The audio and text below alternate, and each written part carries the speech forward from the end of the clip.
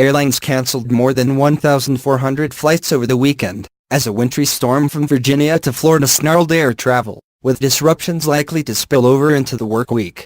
The storm dumped snow and sleet across the Carolinas and Virginia, causing treacherous travel conditions. The storm knocked out power to some 200,000 customers, Duke Energy said. American Airlines said it canceled 1,100 flights that were scheduled for Sunday, on top of 225 that were called off Saturday, as it wound down operations ahead of the storm at its hub at Charlotte Douglas International Airport.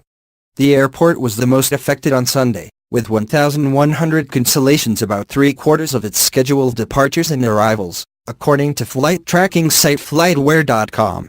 American waived date change fees for travelers affected by the storm if they can fly through next Saturday, and Delta Airlines and JetBlue Airways also waived date change fees.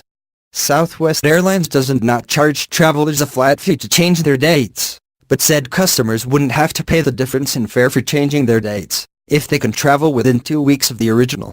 Some travel disruptions are set to continue beyond Sunday. American said it canceled 300 flights scheduled for Monday,